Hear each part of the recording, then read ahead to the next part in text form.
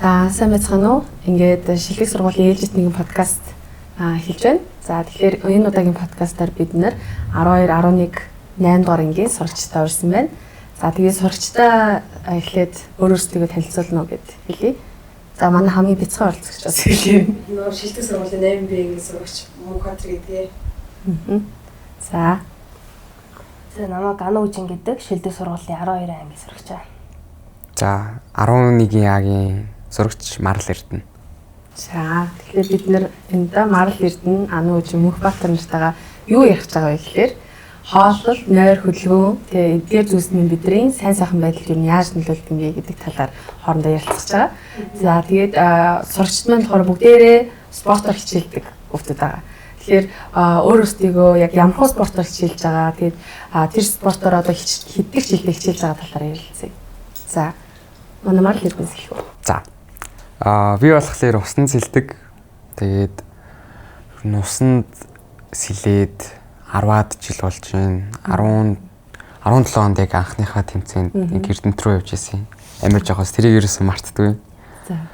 Тэгээд тэрнээс хойш тэмцээнд оролцоод сэлээл, тэгээл алдаж оноол сэлээл яваад байна. Нэлийн жоохносоо сэлсэн. Тийм нэлийн жоохносоо сэлээд таслаад бэлтгэлдээ нэг хэсэг идэвхтэй яваад. Зөв. За сэлтийн спортоор хичээлдэг Марл Эрдэнэ. За Ану Үжин ямар миний болохоор тулааны спорт буюу каратег хичээлдэг.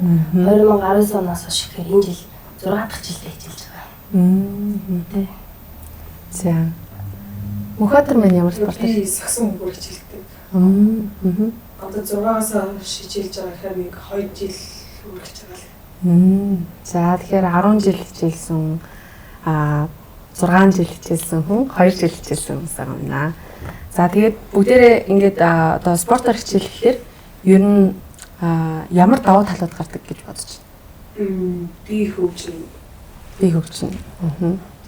Тэгэл бас хүнлэлтэй болно. Жишээлх юм бол хүнлэлтэй болж байгаа юм чам яаж мэдрэгдэжсэн? Одоо өөрөөсөө ингээд ахмад ингээд том хүмүүс ингээд хүндлэж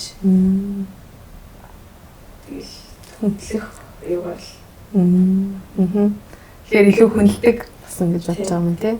Одоо өөрөөсөө илүү ах ихч, тоглогч нарыг ч юм уу тий хараад хүнлдэг болсон гэсэн.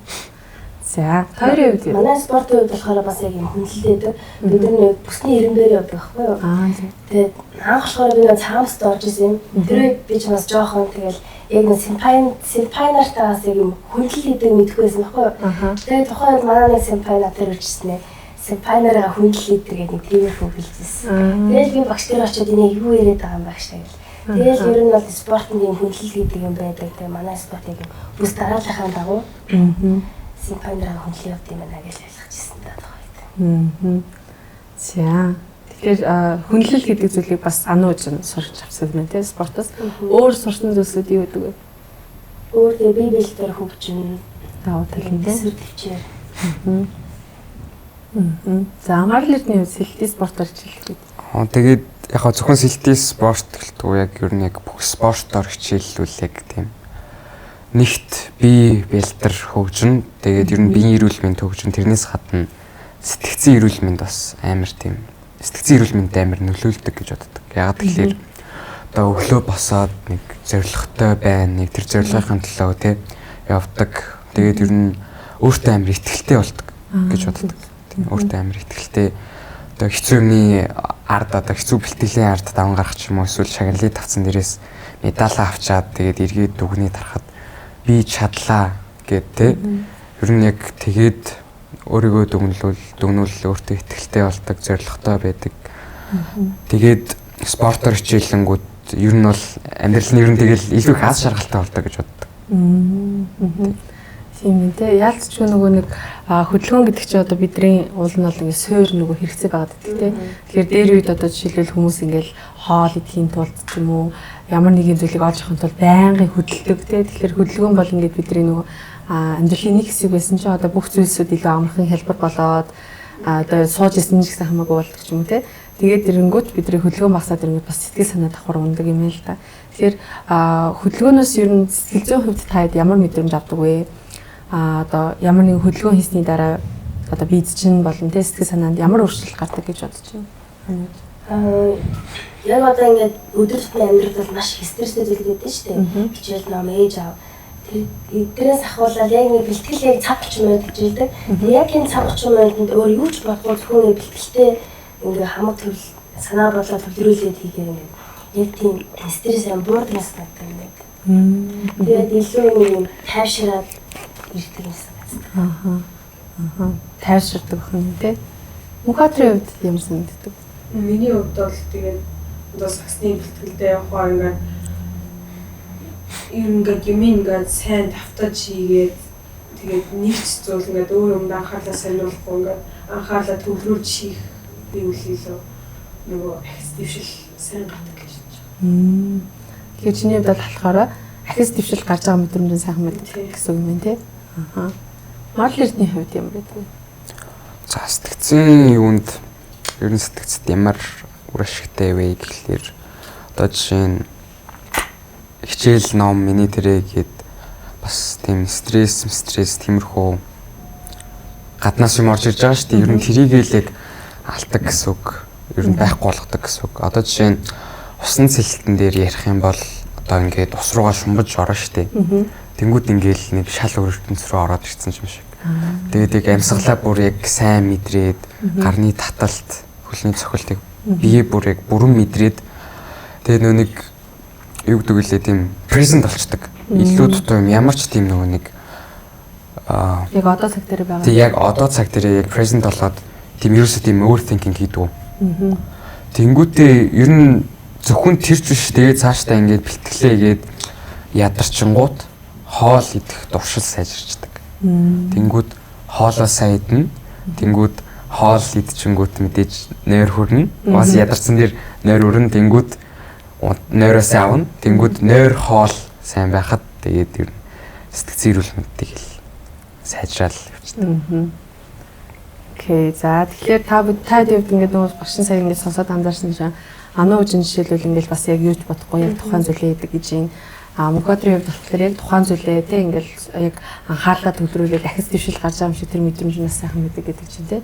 Модал эрдний хувьд болохоор бүр ингээд олон хүчин зүйлүүд нөлөөлдөг гэж байна. Тэгэхээр ер нь бол спортмен нэг талаараа бидний хувьд бас бясалгал шиг зүйл болгоно те. Тэгэхээр нөгөө бясалгал хийж ийн гэхээр хүмүүс нөгөө гэж сууна гэж боддөө шүү дээ. Тэгэхээр нөгөө бясалгал хийж нөгөө гол яг нөгөө зүйл нь болохоор ер нь одоо цагтаа төвлөрөх тийм юу ч бодохгүйгээр яг одоо цагтаа төвлөрөөд өөрийнх нь биеийг мэдрэх гэдэг тийм одоо бясалгал хийхээр амьсгалаа яаж гарч байгааг анзаар гээл тийм бие чинь хаана вэ гэдэг дээр шүү дээ. Тэгэхээр бид нар яг спорт хийж байгаа үедээ яг тэр тухайн үедээ яг одоо цагтаа байдаг ахна тийм. За тэгэхээр хөдөлгөөн бол ингээд амьдрал ингэж нөлөөлөх байна. За тэгэхээр нөгөө хөдөлгөөн гэдэг чинь ингээл янз янз байгаа шүү дээ. Зарим хүүхдүүд одоо жишээлбэл яг спортоор хичээлгээл тэгтгүүж гэсэндээ гэрээ ажил амар хийдэг ч юм уу тий. Эсвэл зарим нь фитнест яваал ингээл өдөр болгон дасгал хийдэг. Эсвэл ингээл зурагтаар харж агаал пилатес хийдэг ч юм уу тий. Тэгэнгүүт эдгээр одоо тий яг юм өдөр тутмын дасгалуудаас спорт яг ямар ялгаатай гэж бодож байна та? Яа, гэртээ ганцаараа дасгал хийж болно. Спорт хийхээр бусадтай ингэж нэг юм харилцаанд ороо хийхвэл бас илүү үр дүнтэй юм шиг санагддаг юм.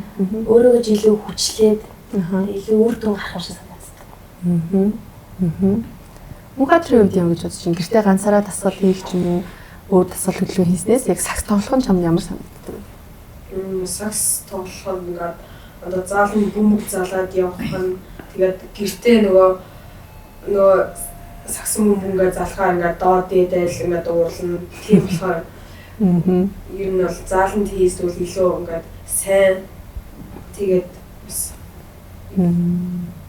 тэгэхээр зориултын газар хийсэн нь илүү чондохтой байдаг юм байна тий. Тийм шүү дээ. Яг бас миний спортуудаас гэртээ ингээд мишок мэдээд байвал баг зодоо мал чинь гэж хүмүүс харна шүү дээ. Тэгэхээр тэр юм илүү байдаг. Зүг. Окей. Модал эрдний хувьд энэ өөр дасгал хөдөлгөөнөөс яг сэлхий спортоор хичээлэх нь ямар санагддаг? Сонголт сайжруулдаг. Нэг мэдгүй нэг хөдөлгөөн л хийж ивэл надад нэг амар тийм. Яг спорт бол жоохон тийм өрсөлдөөнтэй ч магадгүй. Өрсөлдөөнтэй тэгээд яг спорт болгон өөр ингэсэн тийм өөр функшнтай. Тэгэхээр чин саксан дээр бол тэр сакс руу бөмбөгийг оруулах Усан цэлтэн дээр бол илүү одоо бага энергиэр урагшлах ч гэдэг юм уу, илүү хурдан сэлгэж гэдэг юм уу. За тэгэхээр яагаад гэж асуусан бэ гэхээр одоо хүүхдүүд ингээд хөдөлгөөн гэхээр те гэртээ ингээд өдөр болгон ингээд нэг тасгал хийх гэдэг ч юм уу те. Тэгэхээр нөгөө нэг тэгж тасгал хийхээр нөгөө бидэрт бас заримдаа хэцүү байгаад байдаг шүү дээ. Ганцаараа болохоор урагшилж чадахгүй байх ч юм уу те. Ганцаараа байхаар хөдөлж чадахгүй байх ч юм уу те. Тэгээ тэгэнгүүт ингээд нөгөө спортоор хичээлдэг хүүхдүүд чинь илүү ингээд тэрнээ тууштай байх гэдэг те. Тэгэхээр магадгүй түрүүний Ана үжин хэлсэнчлэн хүмүүстэй ингээд цуг байгаа болохоор те илүү их бүршлэгдэх, илүү их урагшлах гэдэг тэр зүйл нь илүү сайн мэддэг гэж магадгүй. Тэгээ дээрэс нь бас нэг юм асуух хэрэгтэй байна. Хаад ер нь ингээд те спортоор хичээлснээр бусдад харилцах чадвар чинь яаж өөрчлөгдсөн гэж бодож байна. Одоо үе тэнгийнхэнтэйгээ харилцах ч юм уу те шинэ хүмүүстэй харилцах энэ зүйлүүд дээр хэрхэн өөрчлөлт гарч ирсэн. Илүү нийтж болоод. Ер нь бол өөрийгөө илүү хийх чадвар нь сайн. Илүү нийтж байна. Тэгээ яг энэ дуртай спортын талаар ярил бүр их ам оролдоод ярих ч юм уу. Ижил сонирхолтой хүмүүстэйгээ тааруул илүү тийм гоё яриа өрнүүлэх ч юм уу. За манай хоёр бол ерөнхийдөө илүү их багийн одоо Мөнхбаатарын хувьд бол ер нь бол багийн спорт байна тий. Хиний болохоор ер нь ганцаараа тий. Гэхдээ бас олон хүмүүстэй цугнаа. Олон хүмүүстэй спарринг хийн харилцсан. Зөв. Марл эрдний хувьд ер нь яаж бэлтгэгддэг вэ? Усан сэлтийн талаар хэлсэн сайн. За усан сэлт бол яг л ганцаараа. Тийм үү? Тий, ганцаараа. Гэхдээ яг найзууд бэлтгэлийн одоо найзууд байгаа. Тэгвэл болохоор яг өөрөөсийнхөө алдаан дээр ажилдаг, өөрийгөө л бэлддэг гэсэн үг. Тэнгүүд бид нар яг юу хийж ийнэ гэхээр яг бэлтгэл дээр яг юу хийж ийнэ гэхээр яг өөрөөсөө сэлжил байгаа шүү дээ. Нэгэндээ тусалдаг одоо чи нэгнийхээ алдааг холоос хараад чи тэрэн дээр алдаад байна ч гэдэг юм уу. Эсвэл одоо ингээд ер нь бол цуг зовж байгаа л гэсэн үг. Усан сэлтийг би бол жоохон тийм хэцүү спорт гэж жоохон хувьдаа боддгийн. Тэнгүүд ганцаараа зовсноос яг хажуудаа яг үе тэнгийн хүүхэд байвал цуг зовоод нэг гоё нэг төвшөнд байгаа мэт. Тийм нэг төвшөнд байгаа мэддэг. Тэгээд яг усан сэлт чинь бас нөө нэг бөөхэ гэж үүдэг релей. Тэр нь болохоор одоо чинь нэг 4 хүн байдаг. Нэг хүн ингээд сэлээд ирэнгүүт яг хамдаа хөрөнгүүт нь арийнх нь үн яг зөрж үсэрдэг. Тэгэж нэг уралддаг. Тэрэн дээр бас нэг ойлголцол гэж бас нэг юм байд. Зөв. Тэгэхээр энэ бол бүгдээрээ спортоор дамжуулаад бусдад харилцах чадвар тий. Бусдад илүү нийтж харилцдаг ус юм байна. Илүү өөрийгөө илэрхийлж чаддаг ус гэсэн юм тий. Тэгэхээр нөгөө энэ болохоор бас нөгөө энгийн яг өөрөө одоо магадгүй фитнест очиод дасгал хийх ч юм уу, гэртээ дасгал хийхээс бас илүү сурагчдад амар байх болов уу гэж багш нь бодож байгаа байхгүй. Тэгээ нөгөө сүүлийн үеийн судалгаагаар одоо спортоор хичээлж байгаа яг өсвөр насны хүүхдүүд ч юм уу тий. Ингээ хүүхдүүд зүгээр энгийн дасгал хөдөлгөөн хийдэг хүүхдээс бодвол илүү их одоо ашигтай байна гэдэг юм судалгаа байгаа даахгүй. Тэгэхээр магадгүй сурагчид маань ямар нэгэн байдлаар хөдөлгөөн хиймээр байдаг. Гэтэл ингээд нөгөө дасгал хийгээл тэгэнгүүт чадахгүй байгаа гэдэг ч юм уу те. Эсвэл удаан хугацаанд ингээд явж чадахгүй байгаа гэвэл магадгүй ингээд спортоор хичээлж болох юм те. Тэгээ та хэдийн хувьд юу н анх яаж энэ спортоор хичээлхий гэж юу н олж ирсэн бэ? Яг одоо ямар хуу байдлаар энэ спортуудаа сонгож ирсэн бэ? Тэр нь магадгүй үзэж байгаа хүмүүсд ингэж юу н те өөрийнхөө хийж чадах спортоо сонгож болох юм гэдэг тийм нэг ойлголт өгч магадгүй. Миний болохоор би багасаа автом UFC үздэг. Тэгээд UFC үзэлээ тэрийг үзэж хэлснээс хойш тулаан спортод дурлж эхэлсэн. Тэгээд нэг өдөр ахтаа ингээ автобусанд явжсэн чинь яг автобусны арын карманд нь карате элэлт гэж хэлсэн байхгүй юу? Тэгээд тэрийг харч яг нэг манай гэрийн доотлын спорт залны юм. Тэгээд би шууд маргааш нэг гүжичээд орчихсон. Зөв. Тэгэхээр бас тэр тулааны спортоор хичээлсэн тэр сонирхлын аав нас өдөр гэсэн шилсэн. Аавтайгаа хамт UFC үздэг гэсэн чинь. За Мөнхбаатарын хувьд ер нь яг яаж сагсаар хичээллээ гэж бодсон бэ? Би анх нөгөө үлбол нөгөө ингээд тэмцээнд ороод ингээд явдаг байсан. Тэгээд тэр спортоо нөх ингээд надад одоо том болоод ингээд жоохон санагдаад тэгээд ер нь ингээд одоо телевизээр ингээд үлбол сагс хөлбөмбөг гэдэг спортод ингээд үзсээр байгаа. Тэгээд ер нь тэр спортод ингээд орсон. Тэгээд яг нөгөө сая 6 дугаар ингээд орохдоо ингээд сагсны тэмцээнд орж үзээд тэгээд жоохон шартай байгаад тэгээд ийм сагс тоглоод сурчих юм бол гоё юм байна даа гэж бодоод сагс тоглож байсан. Одоо их. Зөв. Тэгэхээр бас тий ануу жингээд болохоор шууд ер нь бол тий ингээл сонирхлоор би асуучсан байна. Гэтэл мөхатрийн хувьд болохоор тий эхлээд өөр зүйл орч үзэж байгаад ер нь юм болоо тэр юм болоо гэж орч үзэж байгаад одоо ерөнхийдөө саксаа сонирхож байгаа юм тий. За маркетингийн хувьд ер нь яг яаж авах сэлтэр хичээлээ гэж шийдэжсэн. Ээж хийдчихсэн. Яг ээжийн сонголтоор. Манай ах би дээр нэг ах таахгүй юу? Манай ах яг чөлөөт цагаараа сэлдэг байсан. Тэгээд тэрийг хараад биш нэг ихэндээч нэг дуртай байгаагүй л дээ. Тэгээд манай үеэл бас гадаадад сэлж мэлдэг. Тэнгүүд манай ээж ер нь сэлт гоё юм байна. За ер нь сэлээд сурчвал ер нь зүгээр дээ гэд намайг яг оруулж ирсэн. Яг 5 6 настайс хаа. Тэр үе чинь төв бассейнд би яг орж ирсэн. Гэтэ төв бассейн жоохон аим шимэлсэн засвар хийсэн өмнө сайрын засвар гэдэг амар гойлцоо лээ. Тэгээд төв бассейн амар хүйтэн гүнзгий харанхуу тийм байсан. Тэнгүүд би жоох хөхт мэдээж айн. Тэгээд айгаад дургу байсан. Ягаад тэгэхээр би живжсэн болохоор. Айцаа бас давсан шүү дээ. Тий, айцаа давсан. Тэгээд ер нь бол нэлээ амар дургу байж агаад сая нэг 3 4 жилийн өмнөөс яг бэлтгэлээ бүр сайн игээд илүү яг усан спорт дуртай болгоод яг зорилго болгосон гэсэн үг. Ер нь яаж анх ингээд за энэ спортод би энэ дуртай юм байна те. Энэ спорт одоо яг миний хүсэл зорилго гэдэг тэр зүйлийг мэдэрч ирсэн бэ.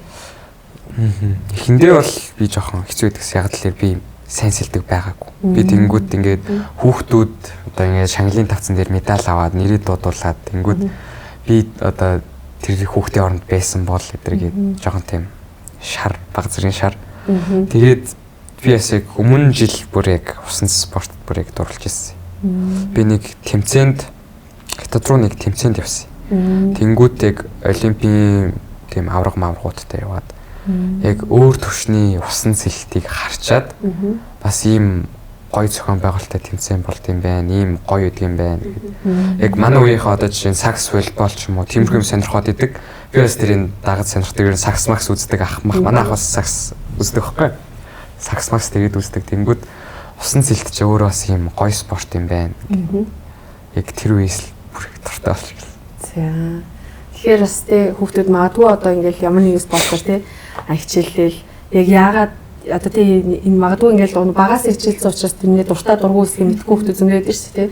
Тэгэхээр яг тий одоо энэ бичлэгийг үзээд ч юм уу нэр би ингээд энэний юунд нь дурлаж байгаа л гэдгийг бас нэг анзаараад тий юу энэ спортын надад гой санагдсан гэдгийг мэдээд үзэх юм бол одоо өөрсдөө хичээлж байгаа спорттой илүү дуртай болж болох юм тий.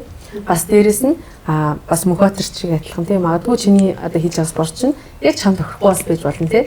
Тэгэхээр өөрийнхөө бас жинхэнэ сонирхож байгаа спортоор дахин бас ордож үзэж болно. За асгүй өстой жинхэнэ тийм ануу үжин шиг хар хортоор очиж өгөөж очоод би шууд орно гэж харшаас болох нь тийм. Тэгэхээр 3 маш өөр төрлийн ажил бодлоод байна.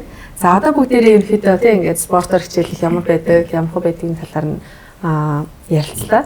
Тэгвэл одоо бүгдээрээ спортосоо гараад хоол гэдэг сэдв рүү оръё тий. Тэгэхээр та ядын хувьд одоо мэдээж бэлтгэл сургалт ингээл байнга байдаг бах тий. Тэгэхээр хоолтон дээр юу яаж анхаардаг вэ? Хооллолт ер нь өөрсдийн чинь бие махбодод болон одоо магадгүй спортод чинь ч гэсэн хэрхэн нөлөөлдөг гэж юу бодож байна. Хинээс нэг хэлж байна. За. Хоолт бол яг үнэхээр амар чухал. Ер нь бол цаашаа бүр бие махбодод төсөлтөж гэсэн амар чухал. Одоо чинь сахар махар одоо биш үү? Авна шүү дээ. Тэнгүүд ингээд таргалж маргалаад тэнгүүд би тарган байна даа ч гэдэг юм уу цаашаа сэтгэц рүү явчихдаг. Тэгээд ер нь бол бензин л гэсэн үг. Одоо чинь нэг машинд сайн бензин хийвэл одоо сайн явна. Сонирм жоохон тийм муу бензин тэгдгүүл байх л та гэдэг нэг зүйлээд байгаа шүү. Ер нь бол тийм л боддог. За марал эрдний хувьд бол хоол бол яг бензин тэгэхээр сайн чанарын бензин ээжэж сайн явна гэж боддог юм тий. Мөхөтөр ер нь хоолтон дээр яаж анхаардаг вэ? Ер нь хоолтон дээр нэг анхаардаг. За. Ер нь өдөрт ямар хоол хүнсийг төлхөө хэрэглэдэг вэ? Ногоо маш сайн хэрэглэдэг. Тэгээд ер нь махнасаа уург авдаг. Махногоо ирсэн. За нөө чи бас ер нь аль нэг хоол дээр анхаардаг бас. Сүүлийн яг юм жилд бол яг анхаарад. Тэгээд хоолтон дээр илүү гурил будаа гэхээс илүү юм уурлаг хоол идэл бас Булчин маасны хувьд ч юм илүү нэмэртэй байна да гэдээ ажиллагдаад байгаа. Тэ. Зүг. Ер нь та эдийн үеийн хүүхдүүд ямар хоол хүнсийг төлхөө хэрэглэх ер нь сонирхолтой байгаа. Монгол хүн чинь махаал идэндээ. Махаал идэг нь. За. Түргэн хоол одоо бидний нэсний хүүхдүүдэнд амар их хийдэж байгаа. Тэр нь ер нь яаж нөлөөлдөг гэж бодож байна уу? Тэр тэгээд нөгөө түргэн болдог нөөсөсөн гэдэг хүслүүд хэрэглэдэг болохоор энэ хүний бие маш муу. Муугаад байна тийм.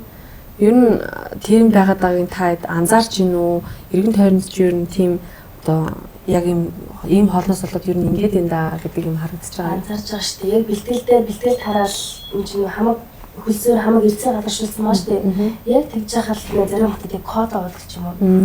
Тэгэхээр манай ашиг юм цангацсан юм ясан дээр юм хийжүүлсэн усуухар чи илүү муу гэж хэлжсэн. Тийм иймэрхүү зүйлээс анзаардаг. Марл эрдний хувьд ер нь иргэн тойрны хүүхдүүд нь идж байгаа хоол хүнс байгаа байдал хоёрт нь нөлөөл анзаардаг.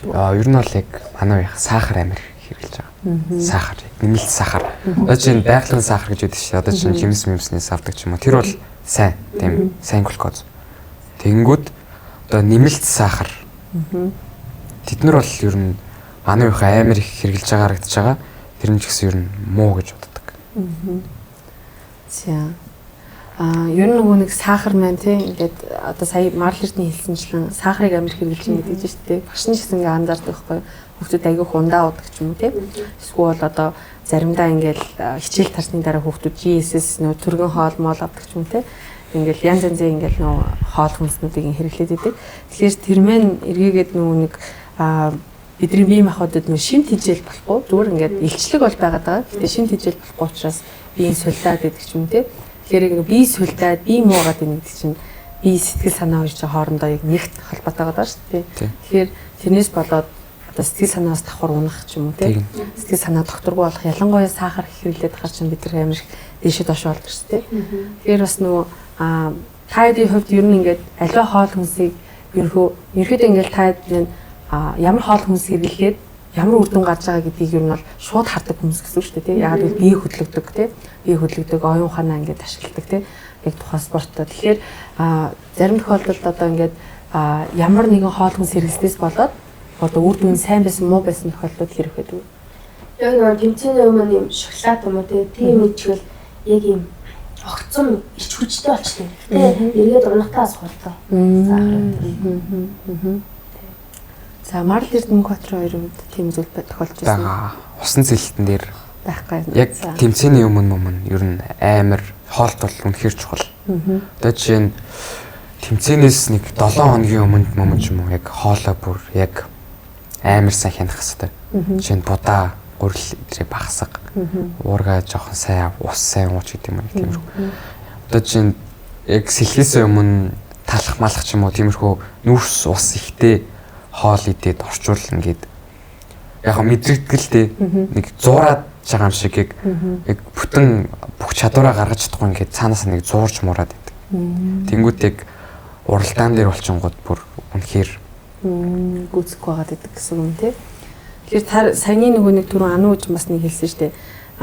Тэмцээний өмнө шоколад идчихлээр илүү гинт ирч хүчтэй болдог гэх тий. Тэгэхээр нөгөө нэг бид нар бол ингээд одоо тий яг спорт дээр хэрэгтэй одоо магадгүй нөгөө бүх хүмүүс ч бас сникерс идэлдэг нэг зураг харсан шүү дээ. Тэгэхээр нөгөө яг хөө тэр тухайн үед одоо сахар бол маш хурцтай нөгөө шүчийг нэмдэг. Тэгээ унангуудаа бас маш хурдан ингэж ундаг. Тэгэхээр нөгөө огцон мөсөл тэгээд шууд доошоо унчихлаар буцаад амар ирч хүчгүй болдог. Тэгэхээр буцаад энгийн ирч хүчин дээр очиход бол дахид сахар хэрэглэх хэрэг болдог гэдэг чинь тий. Тэгэхээр нөгөө хүүхдүүд одоо тийм их ирч хүч гарахгүй байгаа юм тий. Одоо магадгүй спортоор хичээллэх ч юм уу уралдаан тэмцээнд орохгүй байгаа юм энгийн нөхцөлд амар их сахар хэрэглээд шүү дээ тий. Тэгэхээр тэр чинь нөгөө амар огцон ирч хүч авлаа. Нэг ингээл амар хөөрөл тий. Тэгсээ буцаад нөгөө сахар унангууд буцаад амар ингээл нойр нүрэл, залхуу нүрэл хичээлээ чадахгүй болоод ч юм тий. Тэгэнгүүт нь буцаад дахиад сахар хэрэглээд байгаа тийм зүйл ажиллаад байгаа байхгүй. Тэгэхээр таад хувьд ер нь энэ сахарын хэрэглээг яаж зохицуулдгийг ер нь хоолтон дээрээ одоо та хоолтон дээр бол ямар хэм зүйлийг хийдэг гэдгийг хэлсэн шүү дээ. Тэгэхээр бүгдээрээ сахар гэж ярьсан юм. Ер нь сахараа ямар хөө байдлаар зохицуулдаг вэ? Би бол одоо сүүлийн үед бол яг хийжсэн ундаа гэхээс илүү хийжсэн усаар ордож байгаа. Яг орд тас бол хорж чаддаг. Тэгээ адилшны арай гайгүйгээр орлуулъя гэж хийжсэн усаа ангилж байгаа. Тэгээ чихэр хичээний үед бол тэгэл бас чадхаараа хориол явна л та. Бас яг хитрхи хорихлоор бас харилцаа тий. Мухатрын үед ер нь чихрийн хэрэглээг яадаг вэ? Чихрийн нэг хэд нилон ингээд чихрийн өмнө дургу байхгүй. Тэгэхээр ингээд нэг чихэр багтай жоохон юм хийдэг. Яг ундаа уул унд л та. Тэгээ газ тамдаас илүү зүгээр энгийн ундаа илүү их. Зөв. Тэгэхээр бас нөө хит одоо тийм сахарлаг юмнуудыг хэрэглэхгүйгээр аль болох одоо бага сахартай хэрэглэдэг. Гэхдээ заримдаа тэгтээ тэр нь бол бүр байнга тогтмол бол биш юм тийм. Марл эрдний үед ер нь сахар яадаг. Ер нь бол сахарыг хорно гэдэг бол ер нь амар хэцүү. Тэнгүүд яг л тийм сахилга батар. Гэтэ би яг гоо сахараа ер нь амар хасдаг гэсэн яг нэг хаяада нэг бүр амар иддэг. Яг бүр олон төрлийн тийм торт морт тийм чихэр чихлаад цуглуулж агаад бүр нэг өдөр бүр яг үнэхээр юу ч тоохгүй яг тэгээд идэж байна. Читтэй гэдэг шиг. Яагаад тэгдэг вэ гэхэлэр нэг судалгаа гарсан байна л та.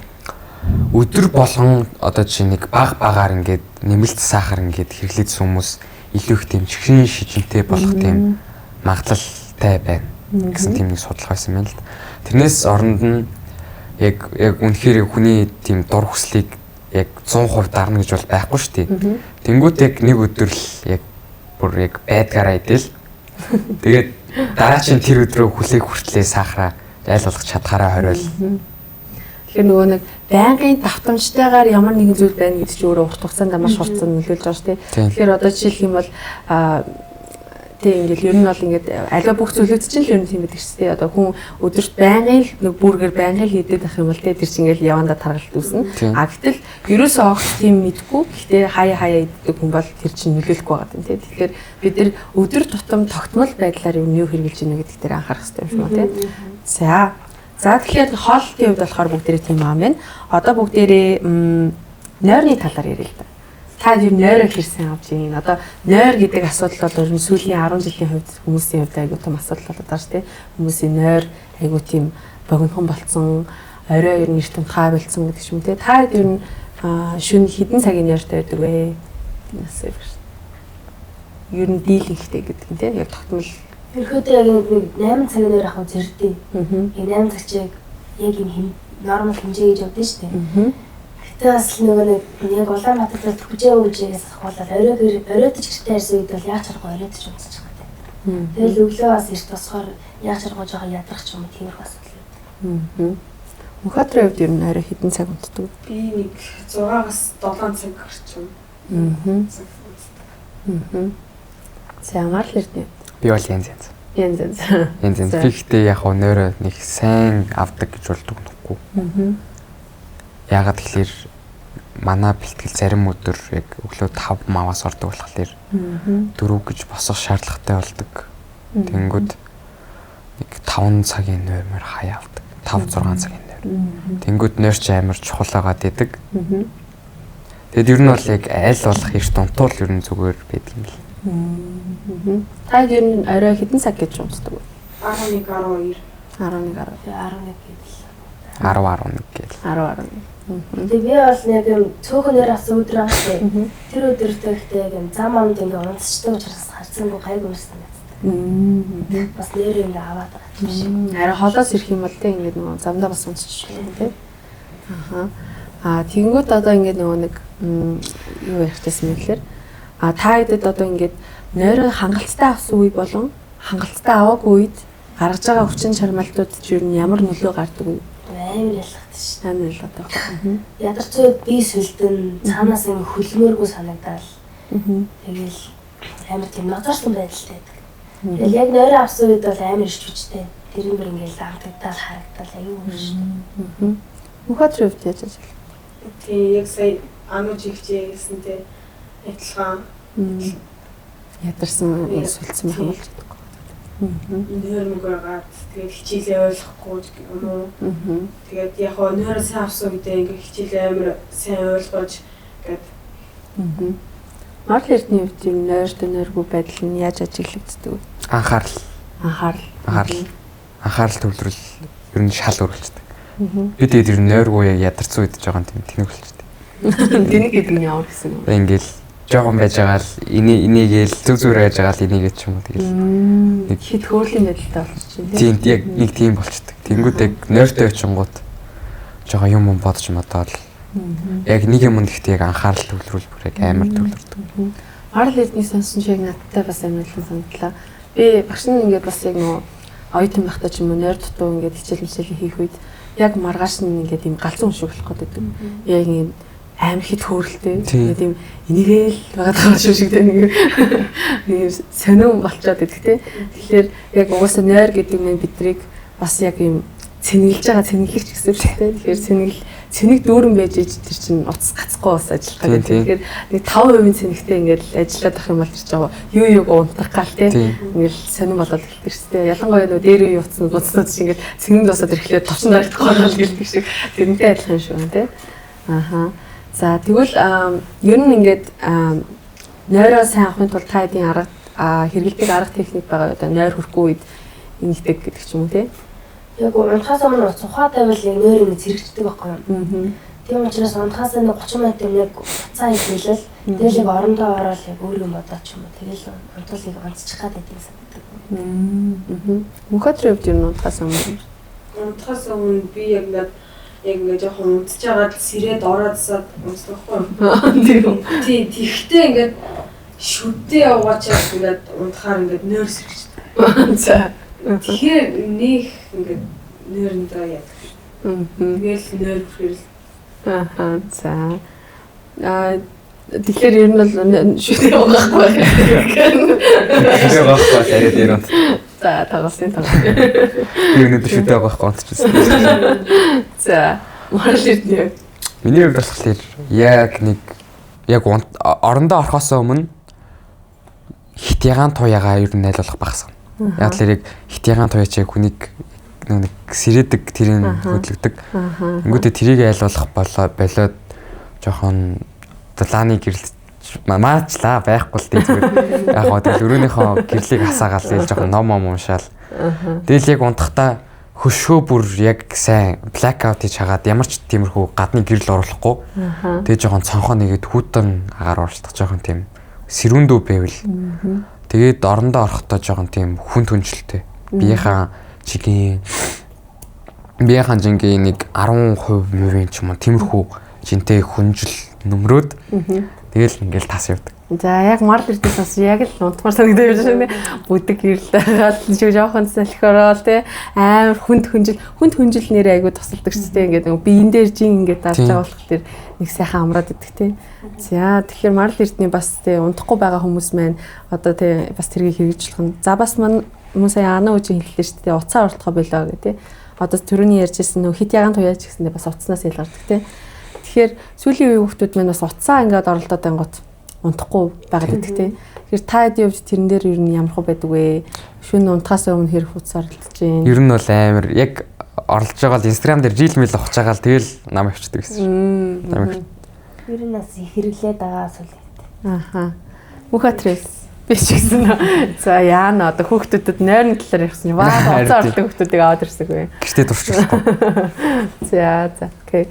Тэгэхээр бүгдээрээ бас тэ ингээд нэг утасны хэрэглээ маань одоо ялангуяа нөгөө Reel, TikTok энэ төр чинь яг нөгөө юу шиг үйлчилж байгаа шүү дээ нөгөө юу лээ одоо нөгөө казинод гэдэг нэг юм слот гэдэг шиг байдаг шүү дээ. Тэрнтэй адилхан ингээл нөгөө доороос нь ингээл гараа дараал ирээд идэг. Тэг 3 тэнцүү болох болов гэж хүмүүс ингээл дахин оролдоод идэгтэй адилхан.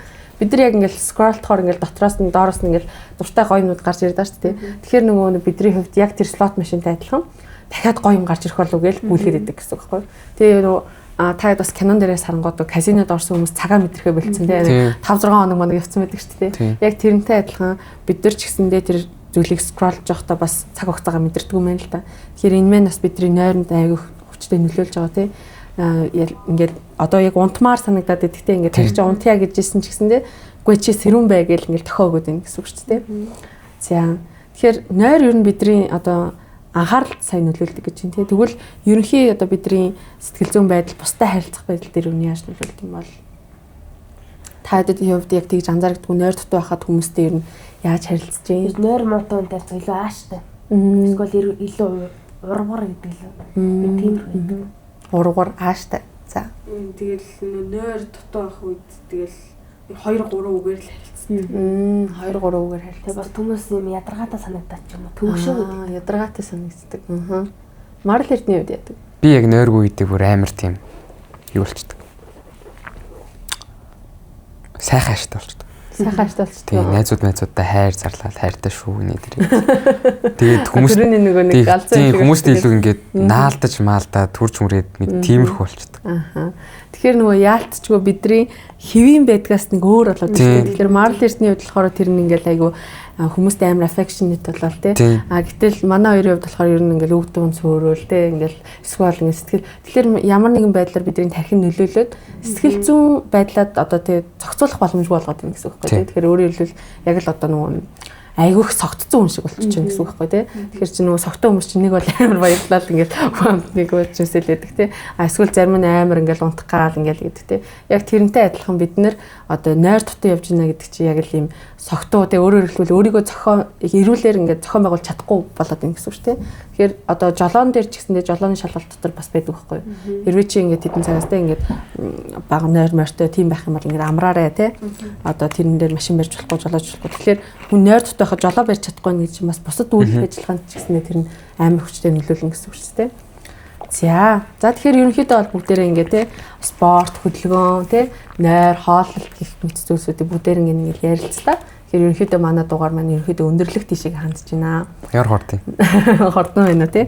За тэгвэл одоо бүгдээр нь тий ингээд ер нь ингээд та хэдийн хувьд хувийнхаа зүгээс одоо энийг үзэж байгаа хүмүүстэд зөвлөд яг ингээд тий нойр хооллолт хөдөлгөөний талаар яг тэ энэ сэдвүүдэд тааруулаад яг миний хувьд ийм байдгаа гэдэг нэг зөвлөгөөнүүдээс өгье. Тэгвэл ямар зөвлөгөө өгөх вэ? Хинээс нь эхлэмээр байна. За би эхлэе. За. Илүү их хөдөл. Тэгээд exercise дасгал хөдөлгөөн хий. Дасгал хөдөлгөөн хийвэл ер нь надад ер нь яг дасгал хөдөлгөөн яг идэвхтэй хийж эхэлснээс хойш бид гэхээсээ илүү миний сэтгцтэй амар эргээр нөлөөлсөн. Би тийм жоохон тийм доошоо дуу хөвгдөөсөн аахгүй. Тэрэн дээр амар тийм эрэг нөлөө үзүүлсэн болохоор та хэдэд ч гэсэн бас эрэг нөлөө үзүүлэх байх. Тэгээд өөртөө бас улам илүү ихтэй болно. Тэгээд ер нь илүү аз жаргалтай бол. Ер нь амьдралч амар гоё гоёос амар гоё болно гэсэн үг. За амьдрал гоо болох нь тий. За миний хувьд гэсэн 7 хоногт адал шинэ 3-4 удаа хөлсөө гаргах юм уу тий. Энэ бол хөлсөө гаргаад ингээд дасгал хэлгээд байгаа юм бол эрүүл мэндэд бас аягүй сайн эрг нөлөөлөх юм бол гэж харж байгаа. Тийм. Миний хувьд зөвлөж хэлэх юм бол өөрийнхөө сонирхлыг даг. Ер нь би ч гэсэн сонирхлоо дагаад илүү тууштай ингээд хичээлж ихсэн. Яа.